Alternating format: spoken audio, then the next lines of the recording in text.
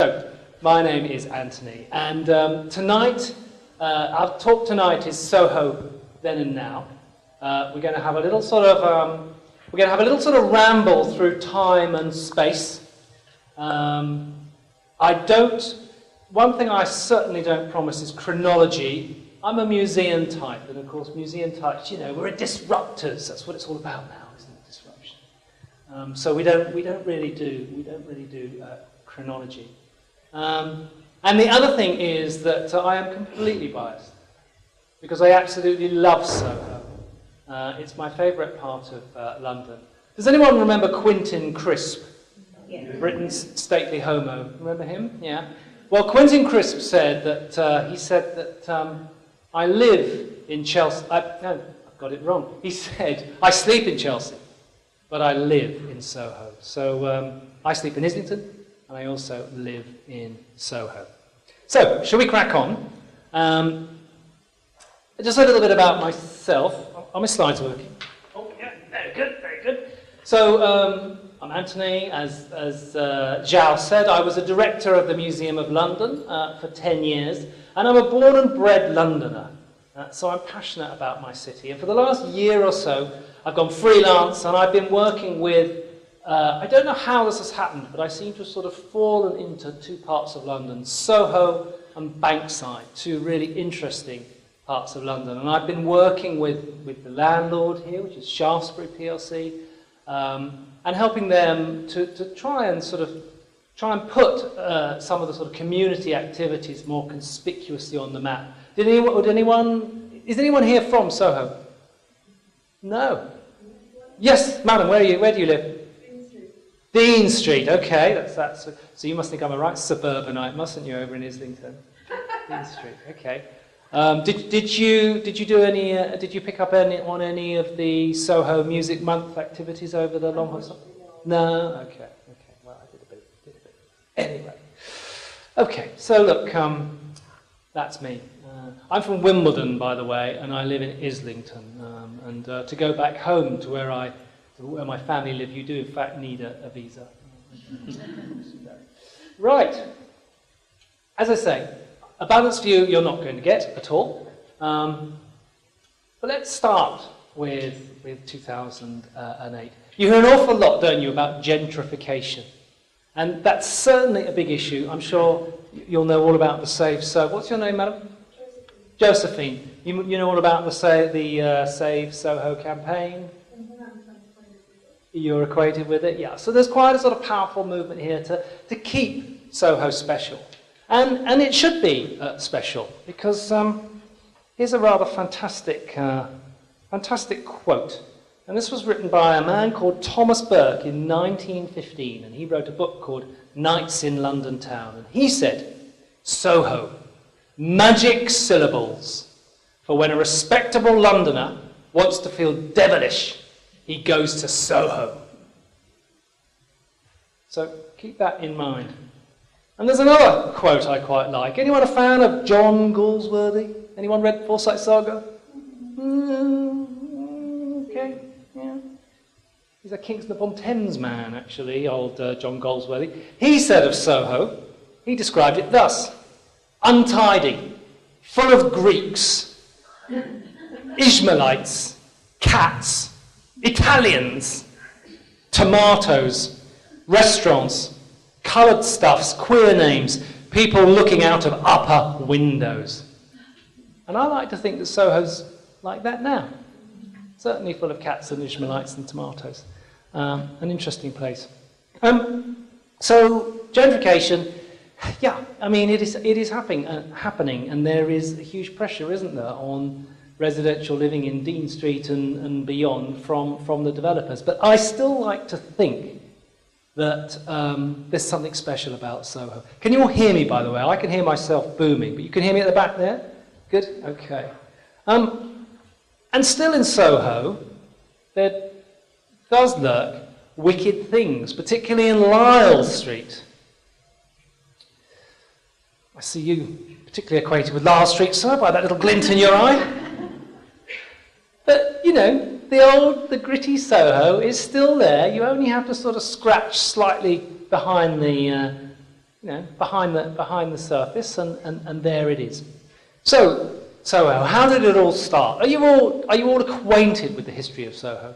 Who thinks they know about it? Who knows why it's called Soho?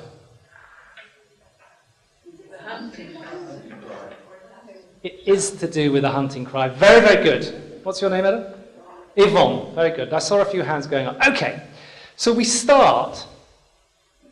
I suppose there's prehistory here, because dinosaur bones were found in Trafalgar Square. But I only can really tell you from about 1300 onwards. And you just have to close your eyes and imagine this whole area, the whole area from Whitehall Palace, and where the Houses of Parliament, Ministry of Defence is, all the way up to Soho. Just close your eyes and imagine green pastures, quite a nice climate in the 14th century, monks tending gardens, abbots and abbesses, all rural, all rather lovely and undisturbed. Because Soho, and I'm not entirely sure about the freehold, but it was either owned by the Abbey of Abingdon or the Hospital of Saint-Lazare in Leicestershire. So Soho belonged to Leicester at one point. Sounds a bit odd, doesn't it? It should be the other way around, surely. But so a monastic space, a space of contemplation. It's not surprising that Covent Garden is called Covent Garden because it was the convent garden, and all this area was monastic. Until it remained monastic because the monasteries were what we had in the 14th century instead of the NHS. And in 1348, 49, we had the Black Death. And the Black Death killed about 2/3 to a half of London's population. And as we walk out of here tonight, depending on the direction that you go, many of you will be walking over the bones of about 20 to 30 to 40,000 Londoners. And does anyone recognise the Poland Street car park? Does anyone know this? You know it, sir? Yeah? I love the Poland Street car park for 3 reasons. It is the first ramped garage in Britain, right? It's the first time you could drive your motor up and up and up and up, borrowed from Chicago, technology. So that's number one. Number 2, it has these most incredible ghost signs dating back from 1948, 49. And isn't it interesting how little they've been graffitied? And number 3, this is a plague pit. And you don't have to dig very deep to find the bones underneath. And this area, this part of the hospital and the burial ground associated with it was called the Pest House. Pest for pestilence or pestilence. And this was the St. James's Pest House. And has anyone heard the song by Louis Armstrong, St. James Infirmary? Been down St. James Infirmary, see my baby there, lying on a cold white table. So cold, so dead, so there. So that's Louis Armstrong.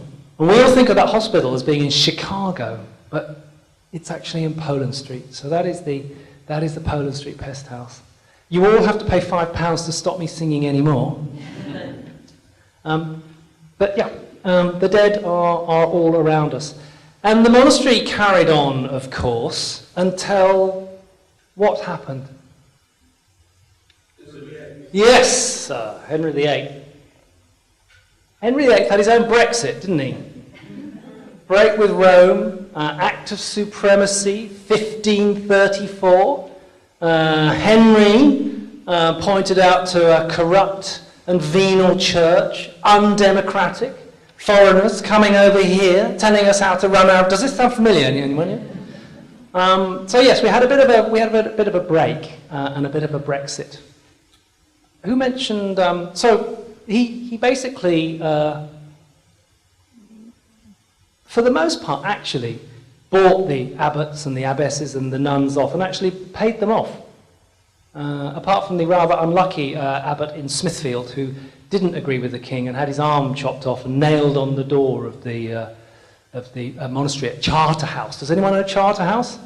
Yeah, so that door is the very door that the abbot's arm was nailed to. Although weirdly enough, I can't find a hole in the door. But anyway, let's move swiftly on. So he bought this land, and in 1536, who mentioned hunting? Yvonne, was it? Yeah. So 1536, it becomes Soho. Yvonne, why Soho? Do you think? Can't remember. So, sir. Rabbit hunting. Rabbit hunting. Hare hunting. Okay, no, that's very interesting. That's very, very interesting you should say that, rabbit and hare. Because we have a hunting cry, don't we? If anyone has, like me, grew up in the 60s and the 70s watching World War II British movies, and the Spitfire pilot would always, when they saw the enemy, shout, "Tally-ho! Tally-ho!" So I think tally-ho is for the big beast, the deer and the antelope and whatever was roaming round in Soho then. And I think Soho is for the bunnies and for the hare. And funnily enough, I found a little booklet this evening that seemed to confirm that the cry was, "Soho, ye ha is found." That's Soho spelled S-O-H-O-E, ye, Y-E, hare, H-A-R-E, and is, Y-S, found, with several E's on the end. So it's all about hunting hares. So that's how it got its quirky name. So Soho, so far, so good. What happens is the kings are constantly broke until the last sort of 100 years, 150 years. So the king starts selling off patches of land to retainers, to loyal servants, to people who could afford it. Henry VIII starts selling off patches of land, then Charles I, Charles II in particular. And this becomes a very aristocratic part of the world. And Leicester Square is dominated by Leicester House, which is the grandest house of them all. And the Earl of Leicester, Viscount Lisle, lives there, which is why we have Leicester Square and Lisle Street. But Soho, and this is the story of Soho, Soho has a decline and fall, and then it becomes fashionable again, and then it has a decline and fall, and then in the 60s it becomes fashionable again, and then less so. So Soho has this incredible ability to reinvent itself. And I'm probably being a bit ambitious saying that the decline started in 1685. But in 1685, in Soho Square, we have a fellow called the Duke of Monmouth. Monmouth Street, Monmouth Coffee, does this ring a bell, anyone? Duke of Monmouth was the nephew of James II of England, and he was the illegitimate son of Charles II, who died without issue. Charles II had lots of mistresses, like Nell Gwynn, of course, and he had a bit busy romantic life, if you know what I mean, but no legitimate children. And when he died, James II, his brother, a Catholic, came to the throne, and the Duke of Monmouth didn't like this at all, so he rose up against his uncle, James II, in 1685 in the Monmouth Rebellion. And he was promised he would have support from all sorts of people, and they didn't deliver. And he was left on his own, and he ran away, like in that Monty Python film, run away, they ran away, they hid in the swamps, and the poor old Duke of Monmouth was captured after about 10 days. And he went to his uncle, and he pleaded for his life. And he said, "Uncle, spare my head." And his uncle said, "There's no way, your head's coming off, you're going to be executed." So he was most upset about this because he built this fantastic mansion in Soho Square, Monmouth House, which is where the big hospital is. You know the women's hospital in Soho Square. That is the site of Monmouth House. So the day came for the Duke. James II had been most unimpressed by his snivelling behaviour, and the Duke had said, "Well, at least let me have a quick death, a la Anne Boleyn, who, if you'll remember from your history books, had a French axeman who took her head off with one clean go. Unfortunately for the Duke of Monmouth, the man commissioned to execute him was a fellow called Jack Ketch. And Jack Ketch was either the cruelest man in Christendom or the most incompetent axeman ever. And it is said he took 8 goes to take the Duke's head off. And at one point, about halfway through, his grace actually got up. And so, well, you can imagine what he said, can't you? But it was a very, very, very grisly end. So we start to see these great houses rise and fall. I mean, there's no trace left of Leicester House. There's no trace left of Monmouth House. And what we see in Soho is the middle classes moving in, the newly emerging middle classes, the artists, the Gainsboroughs of this world, lawyers, people advising the king, but not the nobility. And then, of course, they finally move out, and Soho becomes a working class neighbourhood and a place of immigrants and outsiders and people from all over the place, which to this day gives Soho its really unique character. So, the buildings change, they become less grand, but we still have now some really beautiful Georgian buildings. And if anyone wants to know if a building is Georgian, or at least is dated before 1776, just have a look at the windows. Because this is Georgian health and safety that you're looking at here. And this is in Broadwick Street, just down the road, although this particular building has been rebuilt, but it is was originally a Georgian building. And can you see the windows are flush with the wall?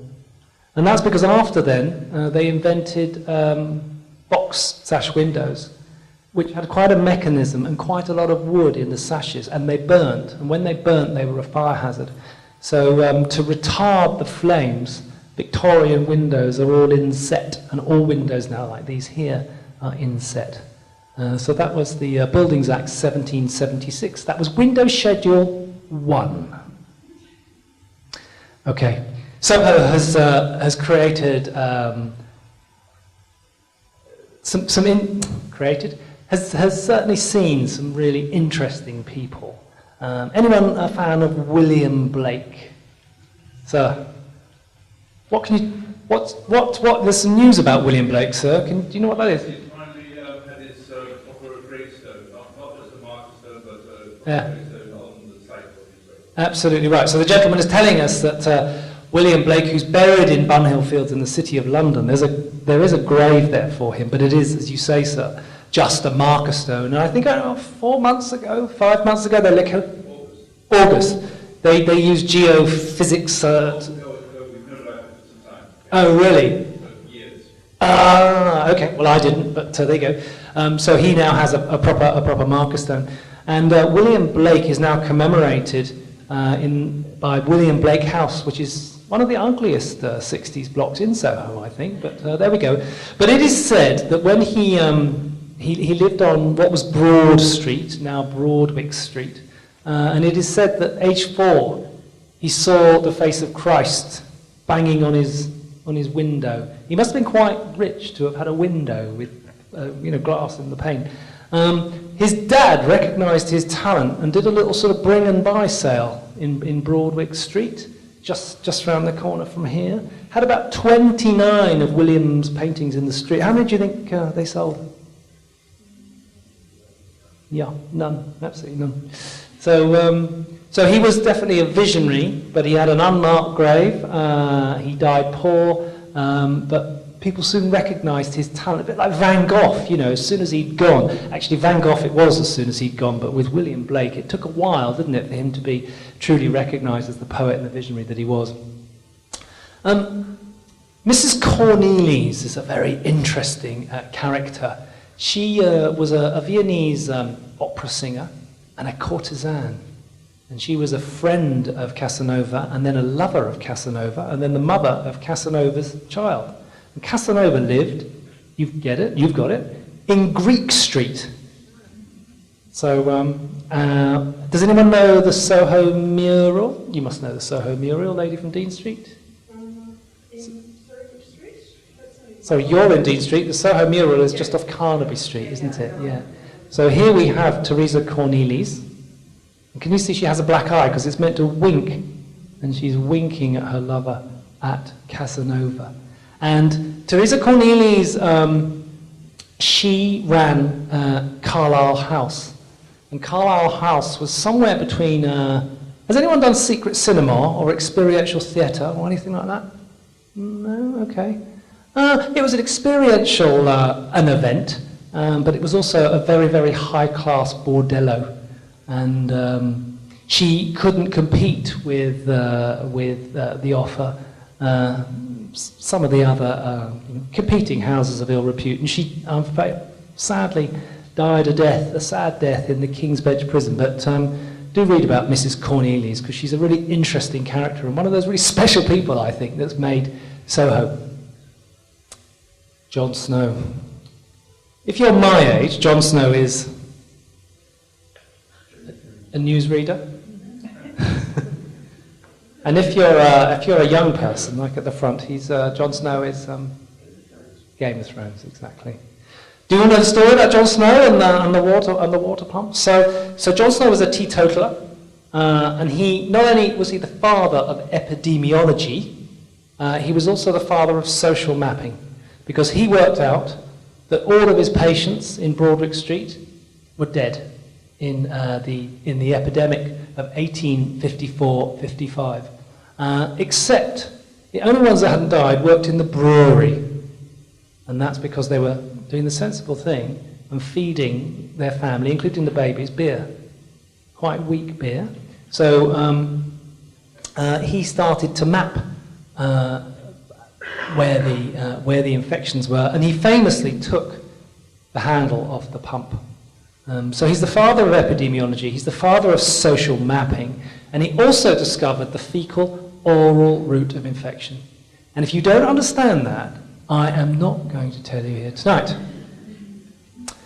So Jon Snow, we have a lot to thank Jon Snow for, because as he was doing this, of course, he completely changed our understanding of communicable disease. It was thought that people were getting sick from the miasma. And yes, that's right, you defeat the miasma by having a posy in front of your nosy. But of course it didn't work, and people were snuffing it at a terrible rate. And as Jon Snow was doing his research in Soho, down the road in Soho Square, there was a man called Bazalgette, John Bazalgette, and he had his office in Soho Square, and he planned the whole of London's sewage system and the embankments, which saved countless lives, thousands of lives. I suppose over time you might argue millions of lives, but could you believe it? Until Bazalgette came, there was no sewage system. Your sewage simply went underneath the house of your neighbour, whether you were, And that's not just for poor people, I mean that was the rich people as well. So pretty unpleasant stuff. Ras Prince Monolulu. Does anyone know this man? So fantastic guy. Came to Britain, we think in about sort of 1902, and probably before World War II, he was probably Britain's most famous and definitely most well-loved black person, and he was an incredible character. And in 1920, he got lucky, and he won 8,000 quid on the Derby. He backed a horse called Spion Kop, South African name, and he won 8,000 quid, which was a huge amount of money then. And he became a racing tipster, and people absolutely loved him. But the only thing about him was he was an absolutely rubbish racing tipster, and he lost many people a fortune, but that didn't really matter, because people seemed to really like him. And you'd often see him in Soho Square, wearing his feathers, and he wore these sort of harem pants, and these sort of incredible sort of Turkish waistcoats, because Ras Prince Monolulu told the world, of course, that he was a prince of the Falasha tribe in Abyssinia, and he'd come to Britain, and this is where a prince should be. The reality is that he was actually a merchant seaman, and his name was Peter Carl Mackay. And he stowed away on a boat in New York and found his way to London. And he decided, rather than, cope with racism and bullying and the sort of unpleasantness that was due to everybody on board, but particularly to a young black man, he just reinvented himself, like Soho. He completely reinvented himself and was a fantastic character, a great dresser, an unsuccessful racing tipster. But he had a very sorry end. Does anyone remember Geoffrey Bernard? Yes, Geoffrey Bernard. Geoffrey Bernard is unwell. He was he was quite keen on the GGs himself, actually. I think he was with the Racing Times, but he famously had a column with the Spectator, wasn't it? He had a column that he frequently couldn't deliver because he'd been on the sauce, and he was, as you say, sir, unwell. And Ras Prince Monolulu suddenly took a turn for the worst and was rushed to the Middlesex Hospital, and it looked like he was about it looked like he'd sort of backed his last horse, shall we say. And Geoffrey Bernard was rushed to the hospital to get the story, and thought, what shall I take? Shall I take flowers? No, men don't buy men flowers, that's not what we do. So he took in some chocolates, and he took in some black magic, and Ras Prince Monolulu, Carl Mackay, took one bite of, I think it was a strawberry soft centre, and probably choked to death on it. It's sad, isn't it? And apparently, Geoffrey Bernard hot-tailed it out of the hospital. Probably wasn't his fault, really, but a sad end. But a brilliant character, Ras Prince Monolulu. So, who eats in Soho? Yes? Where's your favourite restaurant, madam? Don't ask, okay. Has anyone got a good recommendation for where we can go after the talk tonight? No? Okay, all right. Okay. So this is Pinoli's restaurant, and this is just down the road here in Rupert Street. And this area of Chinatown, which we now associate with brilliant Chinese food, don't we? Whether it's on the go or more formal. This area was where the first of the foreign restaurants started. And they were incredibly exotic because they were French and they were Italian. And Pinoli's is an Italian restaurant, but you'll notice that half of the staff seem to be Asian. Possibly Malay or Chinese, because a lot of men who came to Britain, they were known colloquially as Lascars, often from Malaysia and from the Malaysian islands, settled here. They settled in Limehouse, many of them, and then came to Soho,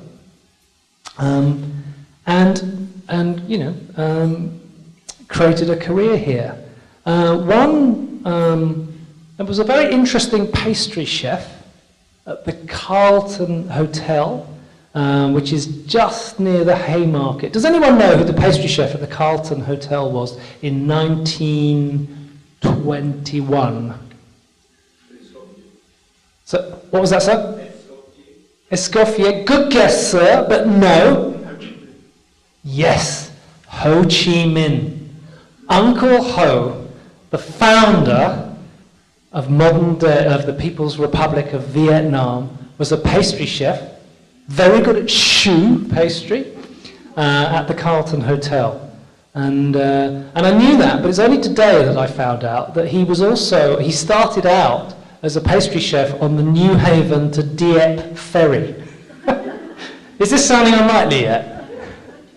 And he lived in Sussex and would go to France quite a bit. And in between being a pastry chef, he spent a lot of time in Paris, and he was the co-founder of the Communist Party in Paris. So, interesting guy, interesting story. So Pinoli's, if you walk back that way, Pinoli's is just down Rupert Street, just down here. And there's some fantastic There's some fantastic signs in stone still here that some of our community guides like Hing here have been showing people, haven't you? You've been showing people Pinoli's restaurant and the amazing scripts. What was that, Hing? On the top floor. Yeah, and it was two or three restaurants. And Pinoli's restaurant was, talking of communists and Ho Chi Minh, it was a place very popular with members of the British Communist Party. And apparently it was full of, there were two types of diners there in the 1920s, and they were Secret Service and members of the Communist Party. So I did promise you I wouldn't do this chronologically, but strangely enough I have seemed to have become quite chronological in the way I've approached this talk tonight. Soho, of course, was very badly bombed in the war. You all know St Anne's Church. You'll see now that St Anne's Church only really has a steeple. That was lost in the war. Carlisle House in Soho Square, very, very fine 17th century house, was destroyed in the war. There is still a bomb site in Frith Street. Does anyone know Garlic Shots, that bar? You know that? Anyone know that bar? I took a group of people around there and I said, isn't it extraordinary that there's still a bomb site here? Because Garlic Shots is on the sort of lower floor, and then all above is you can still see the burns and the timbers and where the bomb hit. And someone said to me, well, isn't it extraordinary that Garlic Shots is still going? It's a rather strange bar. Yeah, it was very badly bombed. The worst night of the war for Soho was 1941, and that was the bombing of the Café de Paris. And the Café de Paris, just on the corner there towards Piccadilly Circus, was considered bomb-proof because it was so low down, and it was expensive to get into, and it tended to be the wealthier people that could go there, and people would dance the night away there. But unfortunately, one night, a very lucky bomb, not quite the right word for it, but went through the elevator shaft and hit the dance floor and killed many hundreds of people, including a fantastic band leader, an American band leader called Snakehips Johnson. So that was a great loss to Soho. Most of the explosives that hit Soho didn't explode at all. They burned. They were these things. I am armed, so do be careful. This is an incendiary device. This is the German incendiary device. Looks pretty harmless, doesn't it? But what these things did was quietly fall out of an aircraft and quietly pierce the roof of something. Like, imagine the roof of St Paul's Cathedral. Hundreds of these things went through the roof of St Paul's Cathedral. What you had to do was put them out. You would chuck a bucket of sand over them, or a greatcoat, or you could just kick them out sometimes. But then they got wise to this and they started booby-trapping them, so people lost their lives treading on these things. This one is quite safe, I can assure you. It's been made safe by the Royal Engineers during World War II to understand how the blooming things actually worked. But this is what burnt, particularly the City of London, because what would happen was these things would be dropped first, and they would create a firestorm, and then they would be followed by these 1,000 bomber raids. So the fire brigade would come out onto the streets, and as they were out putting out the fires, then the explosives came down. I'm quite happy to pass this round if anyone wants to inspect the device. You seem interested, so obviously engineering background there. So Soho was quite a sort of interesting place to be in World War II because everything was possible. Although death was all around us, there was a blackout. There were some brilliant clubs. There were all sorts of exotic people coming into town, like American soldiers and Polish soldiers, even Russian soldiers on the on the streets of London.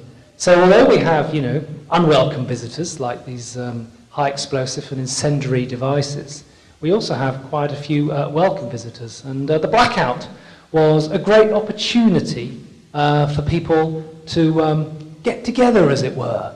Men and women, men with other men who clearly weren't gay, obviously, men who were gay, obviously, but Soho was a sort of Soho has always been a sort of steamy place, but it was particularly so during World War II. My mother, who's still very much with us, was a dancer here in Soho, and would often practice in Denmark Street. She was at the Windmill Club. I don't know if you know about the Windmill Club, but they had these women who danced, and they had what were called tableau dancers, who were women who stood stark naked, and you could be naked in the windmill as long as you didn't move. So don't ask me why. So you had to stand naked. My mum said she didn't do it, but we don't believe her. But what she did tell me about was utility furniture. Anyone know about utility furniture? So when your house got burnt out, the government would try and take care of things and give you new clothes, new furniture, new possessions, but everything was made with a utility mark. And now, if anyone like a bit of vintage clothing? This utility clothing is highly, highly prized. Maybe you look inside a jacket and you see a little round face, a bit like a Pac-Man. A little Pac-Man face. That is the utility mark. I don't know why, the CC mark. It was the CC utility mark. So we had utility furniture, we had desks, we had tables, we had suits. And the whole idea with a utility suit was that it was pared down. So, the baggy Oxford trousers that men loved became much slenderer. You couldn't have lots of flaps on pockets. That was unnecessary, so they did away with that. And it was considered that some of this utility clothing was a bit flimsy. And my mum and her sister had utility dresses, and she did say to us at Christmas once, "Well, you know about utility dresses, don't you, dear?" And we said, "No, Mum, what about utility dresses?" And she said, "Well, one yank, and they're off." I don't know if that's true. It must be, mustn't it? So, here we are in Girard Street, and Girard Street invented the club as we know it. This is Mrs. Merrick, Kate Merrick, and her club, the 43 Club, was 2 doors away, Zhao? 2 doors away? Hing, you'll tell me. How many doors away? 2 doors away? Long Fung Supermarket, absolutely right. So the Long Fung Supermarket was where Mrs. Kate Merrick's club was. She was the wife of a doctor, but she was bored, and she wanted to have some fun. And she went to prison 5 times for breaking the licensing laws and for bribing a police sergeant. And her clubs brought together the aristocracy and lots of beautiful women and a few beautiful men, and those on the fringes of society. And it was the first club really to do that. Poor old Mrs. Merrick, she does look quite frail, doesn't she? She died of Spanish flu in 1933. We think of the Spanish Flu Epidemic as being 1918. More British people died in 1918 of the flu epidemic than they did in World War I in the trenches. So she died of that in 1933. But not before. She'd made very, very good marriages for her 3 daughters, who ended up owning half of Scotland. So there was a sort of a happy story there. Did anyone see this play at the National Theatre? So Rodney Ackland wrote a play called Absolute Hell in 1952. And that really was sort of inspired by Kate Merrick's club and by the Colony Club that came after in the 40s and 50s. People like Francis Bacon, habitues there. Francis Bacon was let in free for the Colony Club. He was a struggling artist, wasn't going to amount to much, So he hauled people in off the street for free drinks. And the National Theatre staged the play last year, and I think it's the first time it's been on stage for about 10 years. But there was a TV series, wasn't there? Absolute Hell, wasn't it? A TV play? The Judi Dench, and I'm just seeing blank faces, yeah. Okay, we won't pursue that one then. Now, who knows who these two are? The Cray twins, yeah. So, they were a nasty bunch, the Cray twins, and I can say this now because they are dead. And I sort of don't buy any of this sort of honour amongst thieves, you know, as long as they love their mother. You know, I don't go with that. Do you go with that? No. They were very violent and very unpleasant. But I hadn't actually worked out until earlier this evening that their club, the El Morocco, is next door here, at number 30. And the Crays, funnily enough, all of the Crays business, as it was called, was in the East End, as you probably know. You've probably seen the several not very good films about the Crays. And it was when they moved to Soho that the authorities started to sort of pay an interest in what they did, which is quite interesting. They didn't really commit much crime here. They really came to Soho to relax, and as long as you didn't get in their way, it was fine. And organised crime had Soho clamped down and did make Soho a very, very unpleasant place, particularly for women, for sex workers. Although one interesting byproduct, one of my theories about Soho now being, you know, the epicentre of gay life in Britain, is that gay people, gay men in particular, could sort of go about their lives in Soho uninterrupted because of the criminal gangs. Not because the Crays were LGBT friendly, because they most certainly weren't.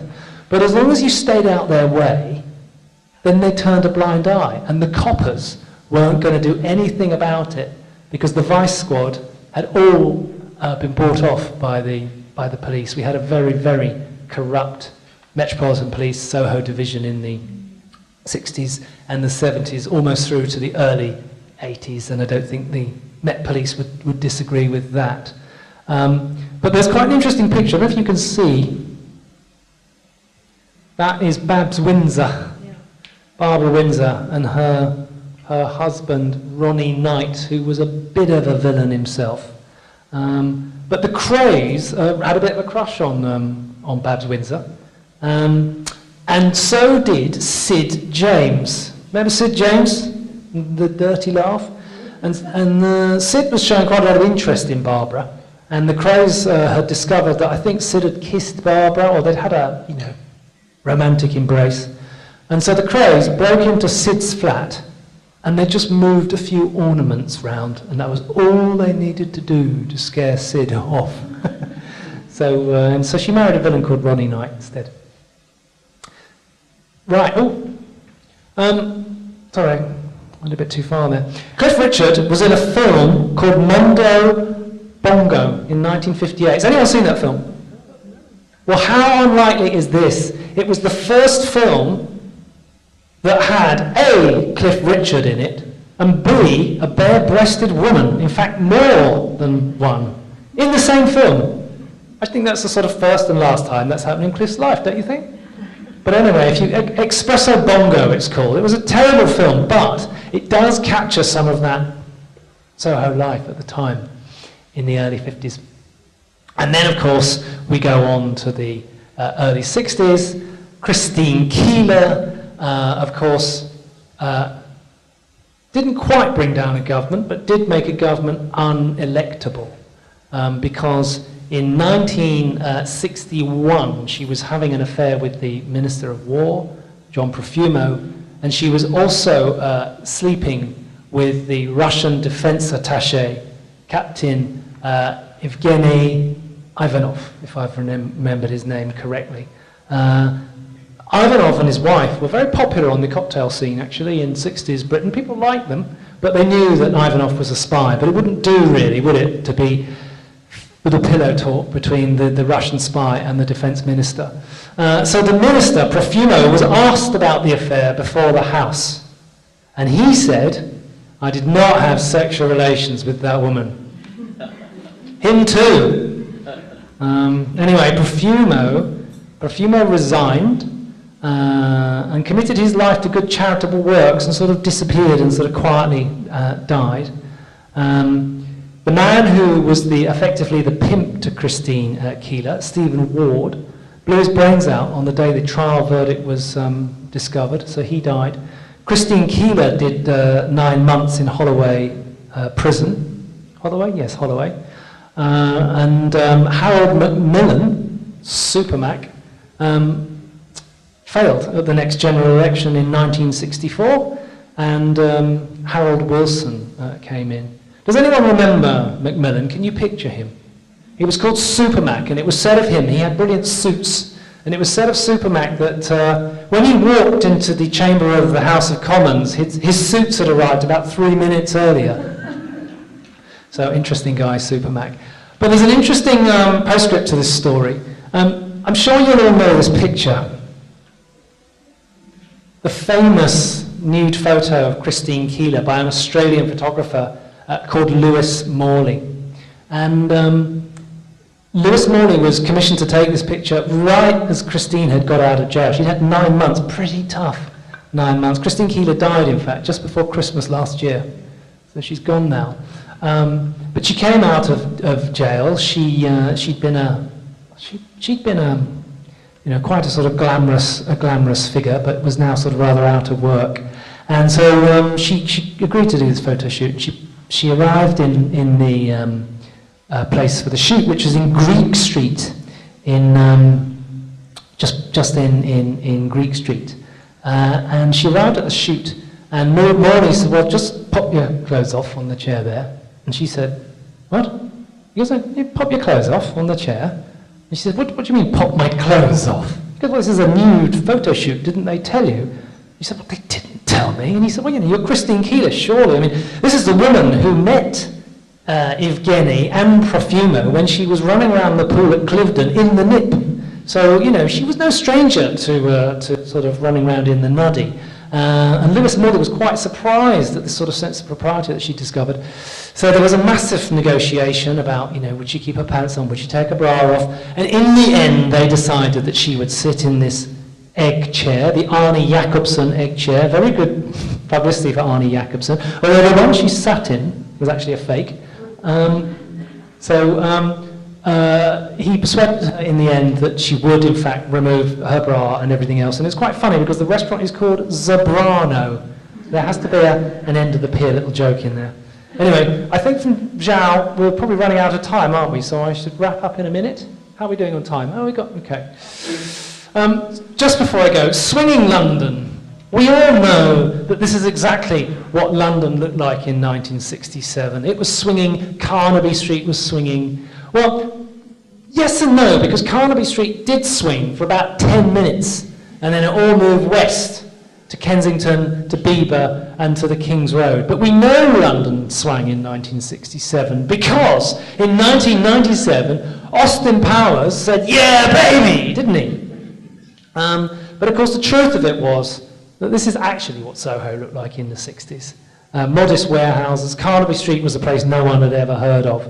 But, it's so interesting how Soho manages to reinvents itself after becoming an aristocratic neighbourhood, reinvents itself in the 60s, and is now reinventing itself once again.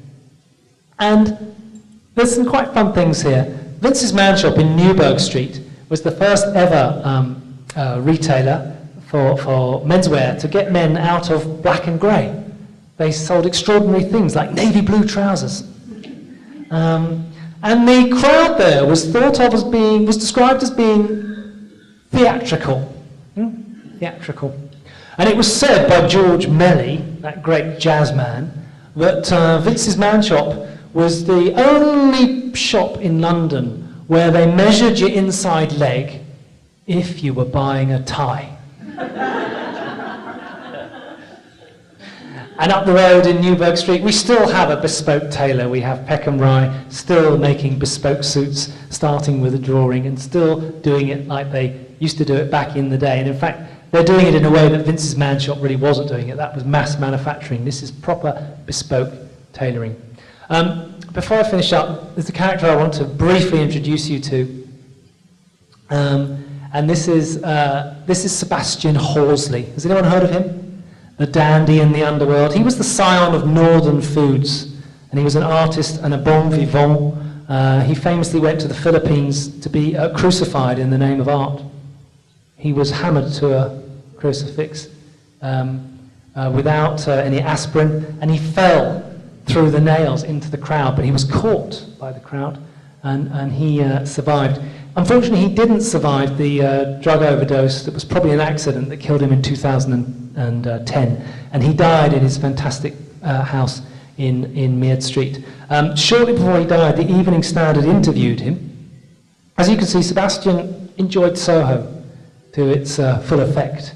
Sebastian wasn't gay, and he wasn't straight. He just had lots of fun. And the young reporter on the Evening Standard said, "Is it true that you've slept with more people than anyone in London?" And Sebastian said, "This is not true at all." He said, "In fact, you could count the number of people I've slept with in one hand if you were holding a calculator." So that's Sebastian Horsely.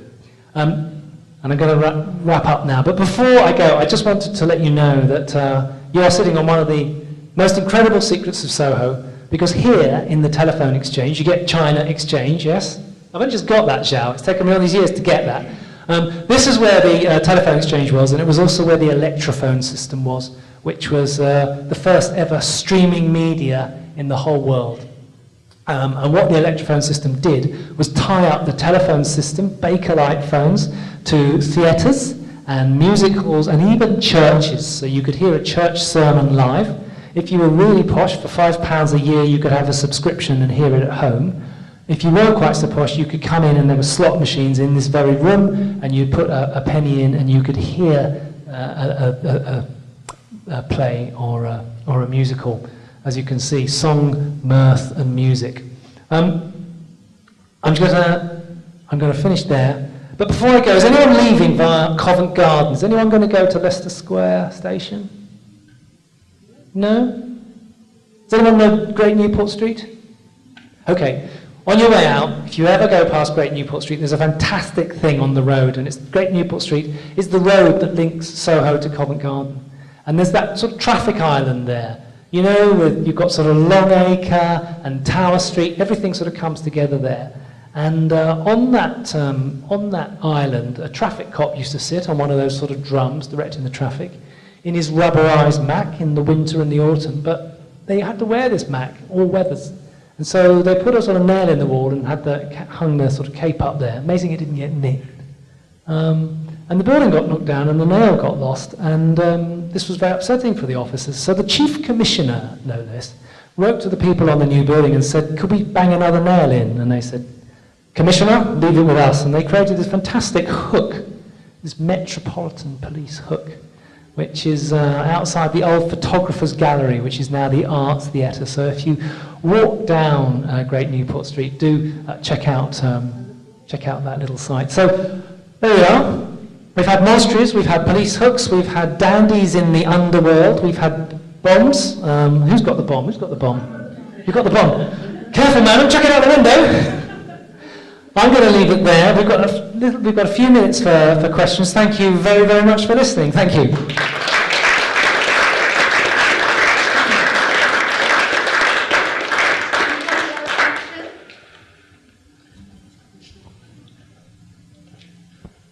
Thank you. I know you couldn't cover everybody and everything that happened in Soho, but one name that occurs to me that was missing was Paul Raymond.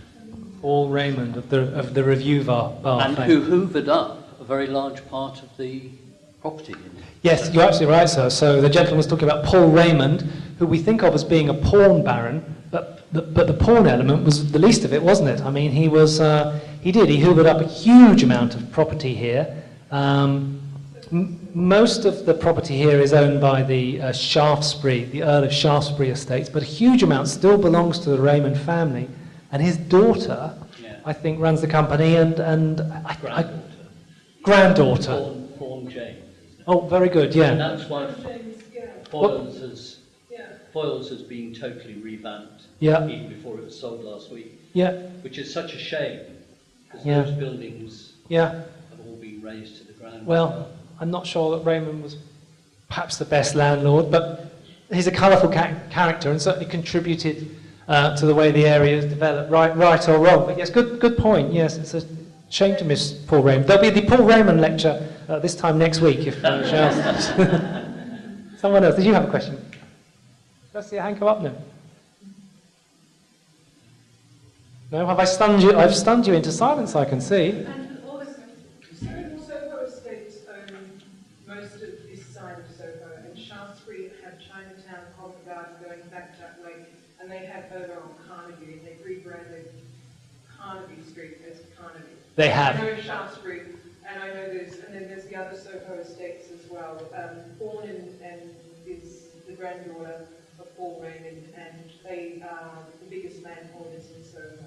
Yeah. They privately, it's still a private company. Shaftesbury is 25% Chinese investors. Is it really? Yeah. Well, that doesn't surprise me. I have been to Shaftesbury. Nothing wrong with that? No. Shaftesbury own this place, don't they? Yeah, Shaftesbury. But not specifically this building. Not this building. Not this building. The only thing I would say about Shaftesbury is that I think they do care about the special nature of the area, and certainly they're the ones doing things like Soho Music Month. I don't see Soho Estates doing that, but I could be wrong. I don't know. They are what they are. Yeah, they are what they are. Yeah. Madam. Can you tell us anything about the three noses? Yes. Did you spot the noses? No, I don't know where they are. Hold on. Those noses. Yeah. So these are the 7 noses of Soho, and I thought I was running out of time, so I left them. But in 1997, a fellow called Rick Buckley made his own one-man stand against the Surveillance Society by putting noses, as in Nosy Parker, Bishop Parker of Salisbury Cathedral, who poked his nose into people's business. So Rick Buckley stuck these noses up all over London in 1997. Of course, there was no Twitter then, or Facebook, or email, or any kind of social or streaming media, other than the electrophone system, obviously. And he just did it. And he thought, wouldn't it be fun? And let's see what happened. And I think he put about 70 of these noses up. They were modelled on his own nose. There they are. Rather fine aquiline nose Mr. Buckley has. And he stuck them up with this very weighty epoxy and wanted to see what would happen. No press release, no announcement. And the next day, Spoil Sports and keen-eyed security guards had spotted about a third of them and took them down overnight. And then in the intervening years, buildings got knocked down. But there is now a book called The 7 Noses of Soho, and there's meant to be seven left. My favourite one is on Admiralty Arch. Yeah, it is on the west side of Admiralty Arch, in the second arch. If you ever walk through there, going towards Buckingham Palace, with Trafalgar Square behind you, there's a nose there. And this whole mythology has grown up that just before the Battle of Waterloo, that Wellington's troops would tweak the nose of Boney, Napoleon Bonaparte's nose. And of course, it's all rubbish. It was Buckley in 1997. So I'm not going to tell you exactly where they are, because you have to have a little hunt. But have a little look around Bateman Street, madam, and Frith Street, and you might see something. You might see something there, but you have to look hard. Thank you.